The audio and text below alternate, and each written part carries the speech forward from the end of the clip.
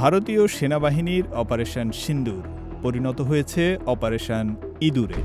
কারণ পাকিস্তানের পাল্টা হামলায় ভারতীয় সৈন্যরা এখন ইঁদুরের মতো বিভিন্ন গর্তে লুকানোর চেষ্টা করছে।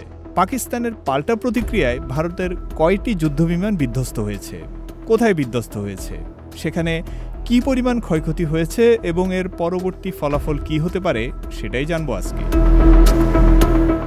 অপারেশন সিন্দুর নামে ভারতীয় বাহিনী পাকিস্তানে হামলা করার পর তার পাল্টা প্রতিক্রিয়ায় পাকিস্তানের পাল্টা বিমান হামলায় এবং ক্ষেপণাস্ত্র হামলায় ভারতের যে যুদ্ধবিমানগুলো বিধ্বস্ত হয়েছে, ভারতের অধিকৃত অর্থাৎ ভারত যে কাশ্মীর দখল করে রেখেছে সেই কাশ্মীরের পুলওয়ামা জেলার, আমি যদি জায়গাগুলোর নাম বলি, আখুরর, রামবান এবং পাম্পুর, এই তিনটি জায়গায় তিনটি ভারতীয় যুদ্ধবিমান বিধ্বস্ত হয়েছে।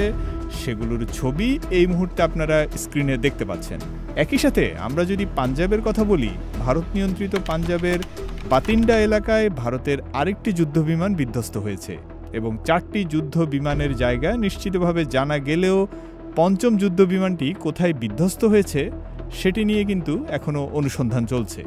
এখন আমরা যদি যুদ্ধবিমানের তালিকায় আসি, ভারত যে যুদ্ধবিমান নিয়ে সবচেয়ে বেশি গর্ব করে থাকে, অর্থাৎ ফ্রান্সের তৈরি যে রাফাইল যুদ্ধবিমান আছে, সেরকম 3টি যুদ্ধবিমান ভারত আজ ভোররাতে পাকিস্তানের পাল্টা হামলায় হাতছাড়া করেছে এবং এক একটি রাফাইল যুদ্ধবিমানের দাম $200 মিলিয়ন। এর পাশাপাশি ভারতের একটি MiG-29 যুদ্ধবিমান এবং একটি সুখোই যুদ্ধবিমান, যেগুলো রাশিয়ার নির্মিত, সেগুলো এখানে বিধ্বস্ত হয়েছে। আমরা যদি আর্থিক হিসেবে আসি, এক একটি রাফাইল যুদ্ধবিমানের দাম $200 মিলিয়ন, যেখানে 3টি রাফাইল যুদ্ধবিমান বিধ্বস্ত হয়ে শুধু ভারতের ক্ষতি হয়েছে একই জায়গায় $600 মিলিয়ন এবং যে সুখোই যুদ্ধবিমান বিধ্বস্ত হয়েছে সেই এক একটি ইউনিটের মূল্য $90 মিলিয়ন। একই সাথে MiG-29 যুদ্ধবিমানও অত্যন্ত মূল্যবান একটি বিমান। সব মিলিয়ে ভারতের অন্তত $700 মিলিয়ন ক্ষতিগ্রস্ত হয়েছে পাকিস্তানের সামান্য হামলায়। এবং $700 মিলিয়ন যদি আমরা বাংলা টাকায় কনভার্ট করি, অন্তত 1 লক্ষ কোটি টাকা হবে। ভারতের জন্য আসলে একটা অনেক বড় আর্থিক ক্ষতি। কারণ যেই দেশের অর্ধেকের বেশি মানুষ এখনও খোলা আকাশের নিচে মলত্যাগ করে, তারা টাকার অভাবে টয়লেটে গিয়ে টয়লেট পর্যন্ত করতে পারে না, যেখানে কিনা তারা রেল লাইনকে টয়লেট হিসেবে ব্যবহার করে, সেখানে 1 লক্ষ কোটি টাকা ক্ষতি হওয়া তাদের জন্য অনেক বড় ব্যাপার।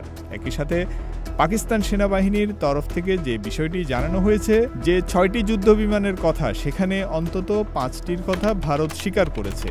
6টি যুদ্ধবিমানের পাশাপাশি মনুষ্যবিহীন 4টি মহামূল্যবান ড্রোনও কিন্তু পাকিস্তানি বাহিনীর গুলিতে ভূপাতিত হয়েছে।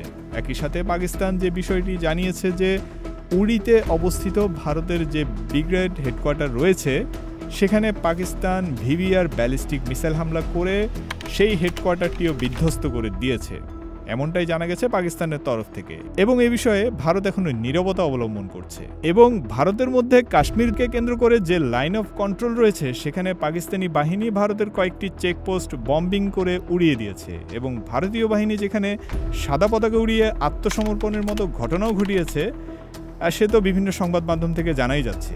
কাজেই যেই ভারতীয় বাহিনী দেশের জনগণকে বোকা বানানোর জন্য অপারেশন সিন্দুর লঞ্চ করেছিল, তারা তাদের সেই অপারেশন কিন্তু এখন অপারেশন ইন্দুরে পরিণত হয়েছে এবং ভারতীয় বাহিনী ইঁদুরের মতো গর্তে লুকিয়ে যাওয়ার ঘটনা এখন বিশ্ববাসী দেখতে পাচ্ছে।